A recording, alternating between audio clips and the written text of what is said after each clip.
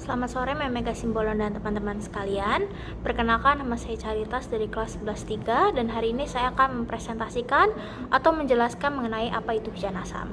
Jadi, hujan asam adalah hujan dengan nilai pH di bawah 5,6. Hujan secara alami bersifat asam karena karbon dioksida di udara terlarut dengan air hujan sehingga terbentuk asam lemah. Meskipun dinamakan hujan, namun fenomena hujan asam ini bukan berbentuk hujan atau air saja, melainkan dapat pula terjadi dalam berbagai bentuk lain yang meliputi disposisi basah seperti kabut, salju, dan butiran es, dan disposisi kering seperti gas, debu, atau partikel padat lainnya. Hujan asam disebabkan oleh belerang atau sulfur yang merupakan pengotor dalam bahan bakar fosil, serta nitrogen di udara yang bereaksi dengan oksigen membentuk sulfur dioksida dan nitrogen oksida.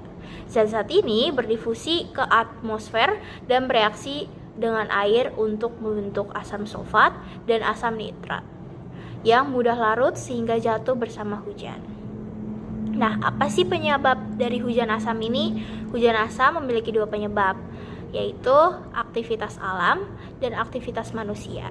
Aktivitas alam sendiri meliputi aktivitas vulkanik dari gunung berapi, pembusukan bangkai binatang, dan lainnya.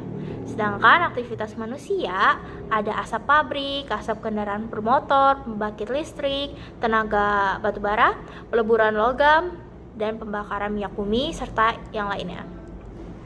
Hujan asam yang turun ke bumi dengan menyerap ke tanah, masuk ke air hingga mengenai benda-benda menimbulkan berbagai dampak. Dampak pertama adalah dampak bagi kesehatan manusia. Hujan asam yang dipicu oleh polusi udara akibat pembakaran yang tidak sempurna akan membahayakan kesehatan manusia. Partikel hujan asam saat dibawa turun ke tanah menyebabkan dampak negatif berupa potensi gangguan pernafasan, asma, iritasi pernafasan, batuk kering yang umumnya baru akan dirasakan dalam jangka panjang, dan iritasi pada kulit. Mengapa sih hujan asam dapat menyebabkan iritasi pada kulit?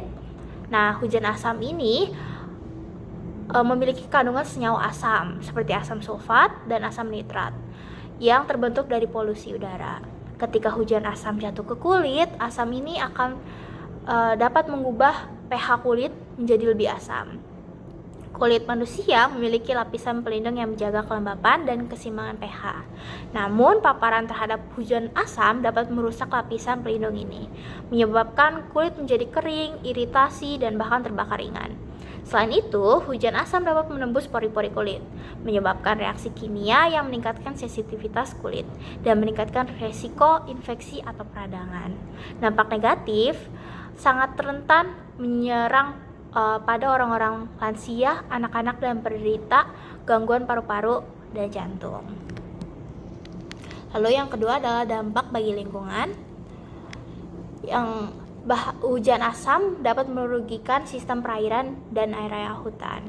Di daerah perairan, efek hujan asam bisa mengakibatkan kematian dan punahnya berbagai jenis spesies biota air, karena tingkat asam air akan semakin tinggi dan tidak lagi baik untuk menjadi tempat hidup hewan air. Di area hutan, air hujan asam membawa zat-zat berbahaya yang akan menurunkan kualitas tanah dan merusak lapisan daun. Imbas dari hujan asam dapat terlihat dari terganggunya proses fotosintesis dan kematian berbagai jenis flora alami hutan. Yang ketiga adalah dampak bagi bangunan dan benda-benda di sekitar. Selain berbahaya untuk kesehatan manusia dan lingkungan, hujan asam juga merugikan area bangunan dan benda-benda yang terkena hujan asam atau benda-benda sekitar. Salah satu contoh dari benda-benda tersebut adalah peralatan rumah tangga. Kenapa sih peralatan rumah tangga ini bisa terkena dampak dari hujan asam? Karena peralatan rumah tangga ini akan lebih cepat korosif. Kenapa bisa korosif? Dikarenakan tingginya senyawa kimia yang dimiliki oleh hujan asam. Maka ketika air hujan mengenai benda logam, maka akan menimbulkan karat. Sifat korosi hujan asam tersebut jika terus-menerus mengenai karat, maka akan membuat bangunan berwarna usang, struktur kropos, dan rapuh. Begitu juga dengan benda tersebut akan mengalami kerusakan. Nah, kita kan tahu dampak negatifnya itu banyak. Lalu kita berarti harus mencegah hujan asam terjadi. Gimana caranya? Dengan melakukan hal-hal kecil.